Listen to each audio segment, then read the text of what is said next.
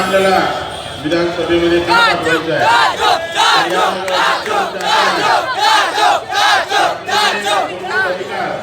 राजू तुम आगे बढ़ो, राजू तुम आगे बढ़ो, राजू तुम आगे बढ़ो।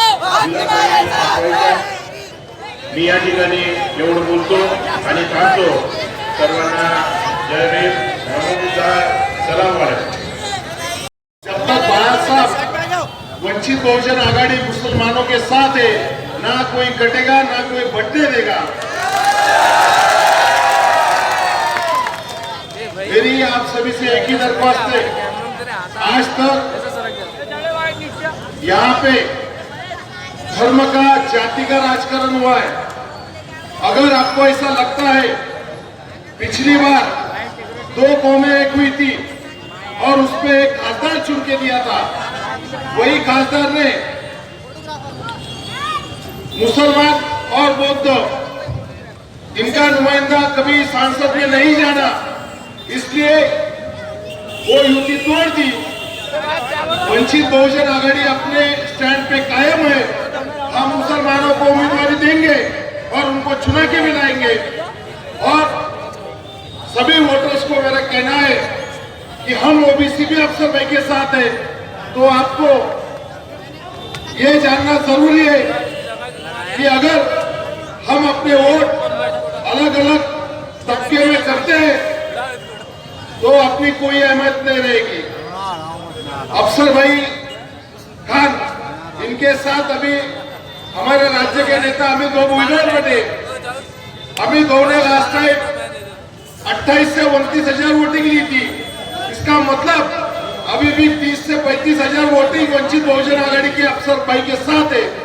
आपको तय करना है आने वाले विधानसभा में हमें वंचित बहुजन आघाड़ी के उम्मीदवार अफसर भाई इनका गैस सिलेंडर के निशान पे 4 नंबर पे बटन दबाना है और उनको चुन के लाना है, ताकि जो कोई कौम के मसले मसाइल होंगे वो उनके माध्यम से हल हो सकते हैं।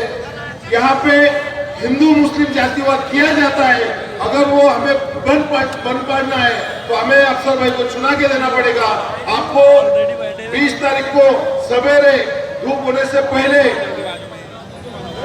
वोटिंग करने को जाना है और 4 नंबर के बटन पे गैस सिलेंडर का चिन्ह के सामने बटन दबा के अफसर भाई को भारी वोटों से चुना के देना। इतने दरखास्त करता हूँ। धन्यवाद। किसी मुश्किल में फंसेगा उसके साथ खाने को खाना लगा के खड़े रहने का इलेक्शन है। हम आपस में मुत्तहद रहेंगे, सब मिलकर अगर एक साथ हमारे भाई अफसर खान के हाथ को मजबूत करेंगे, इंशाअल्लाह ये आवाज आपको महाराष्ट्र में गूंजती हुई नजर आएगी।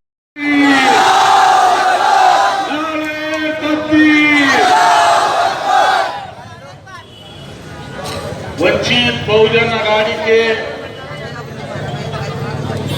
पूर्व मतदार संघ के लोकप्रिय उम्मीदवार अफसर भाई खान इनकी सभा में उपस्थित वंचित बहुजन आघाड़ी के सभी कार्यकर्ता, मंच पर उपस्थित आरएसएस, ये जब से इस देश में आई है सत्ता में, जब से दलितों पे मुसलमानों पे जुल्म करने का काम यहाँ पर आरएसएस और जातिवादी मनोवादी बीजेपी कर रही है।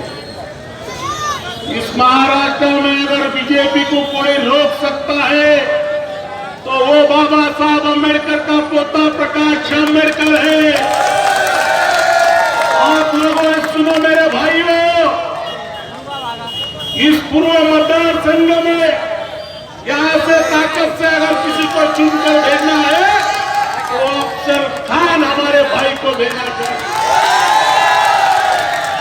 अरे जब जब मुसलमानों पे अन्याय हुआ, जब जब दलितों पे बहुजनों पे अन्याय हुआ, सबसे पहले अगर कोई ढाल बनकर खड़ा हुआ तो वो अफसर खान है। रमजान बच्चों पर किसने गुने दाखिल करवाया, ये भूलो मत मेरे भाइयों। हमारे बच्चे कितने कितने दिन जेल में थे और उस बच्चों को छुड़ाने का काम किसने किया? ये बच्चों के साथ में ताकत से खड़ा रहने का काम अगर किसी ने किया होगा तो वो हमारे अफसर भाई है। अफसर भाई हमेशा जो लोग जिन पे अन्याय होता है, जिनको तकलीफ दी जाती है, उन लोगों के साथ में हमेशा अफसर खान खड़े होते हैं। इस महाराष्ट्र के इलेक्शन में अरे मोदी आए और उन्होंने कहा जब तक हम हैं, ये मोदी कह रहे हैं जब तक हम हैं जब तक मुसलमानों को आरक्षण मिलने नहीं देंगे। अरे जब तक बाबा साहब अम्बेडकर का संविधान इस देश में हम मुसलमानों के साथ में ताकत के साथ खड़े हैं, दिलाने का काम बाबा साहब अम्बेडकर करेंगे। मैं आप सबको ये लफ्ज देता हूं, हम उसको विरोध करेंगे डंके की चोट पर। यहाँ पर मैं आप सबको बताना चाहता हूँ मेरे भाइयों कि अफसर भाई जैसा जो उम्मीदवार है, अरे 30-35 हजार हमारे वोट पहले से अफसर आपके साथ में आपको सोचना है, आपको अभी सोचना है। एक जात के ऊपर कोई चुन के आता नहीं।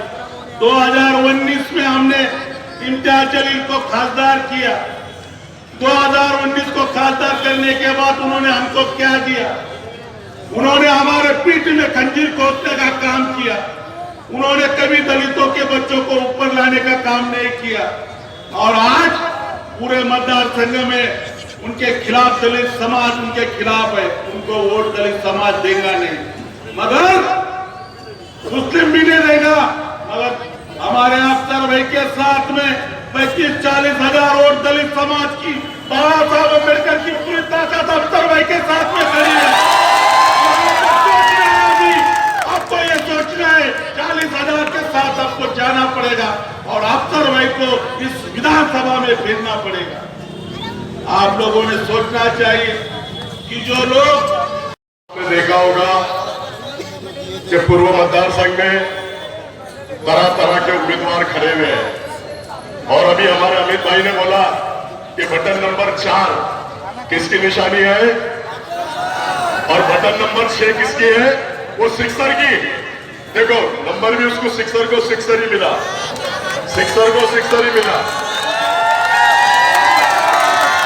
और आप सिक्सर को चुना कर देना चाहते हैं कि शेर बब्बर को?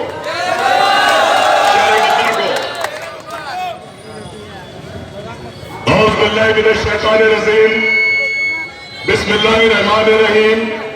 शुरू करता हूं अल्लाह के नाम से, डरता नहीं हूं किसी के बाप से। डरता है तो अल्लाह ताला से डरता है, किसी के बाप से डरता नहीं।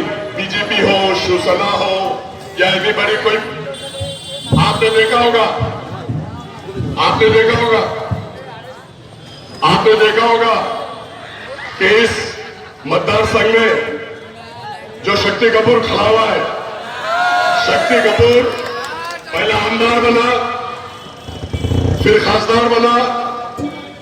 बाला साहब की वजह से बना हुआ कुछ शागल में बोल रहा है कि मैं वंचित बहुजन आघाड़ी की वजह से चुनकर आया हूं, बाला साहब अम्बेडकर की वजह से चुन के आया हूं।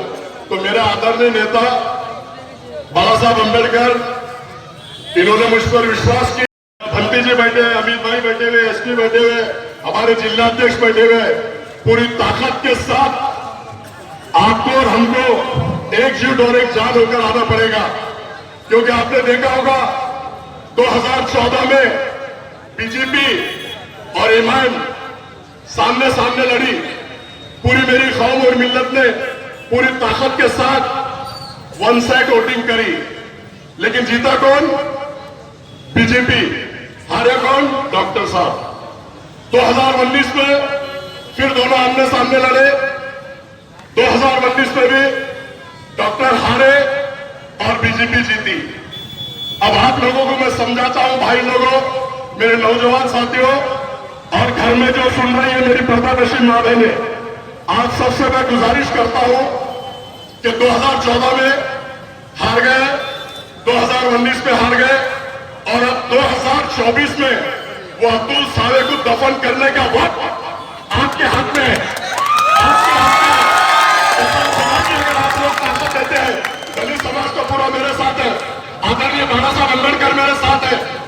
आपने देखा होगा कि अब बीजेपी को अब्दुल सावे को अगर दफन नहीं करूंगा 101 तक के सिर्फ कौम और मिल्लत नौजवान साथी और बुजुर्गों दोस्तों और मेरी माँ बहने, एक बात मैं भी कौम और मिल्लत हूँ, ये झूठी कौम और मिल्लत है, ये बातों की दुकान है, ये बातों में आकर इनके मतलब आके जज्बात में उस्ताद है। आपने देखा होगा 2014 में आम खास के ऊपर अकबर अवैसी आए थे, 2014 में अकबर अवैसी आए थे आम खास पे, उन्होंने बोला था अगर मेरी सीट को चुन कर देते हैं तो दंगल अगर कुछ होती है तो मैं 4 घंटे में आऊंगा। कितने घंटे में? 4 घंटे में। 2-2, 3-3 दंगल हमारे पास हो गई। कितने साल के बाद है? 4 घंटे तो बहुत दूर की बात है। 10 साल के बाद जनाब पधारे, 10 साल पूरे झूठे मक्कार दलाल एजेंट और चीटर इन लोगों की बातों में आओ मत।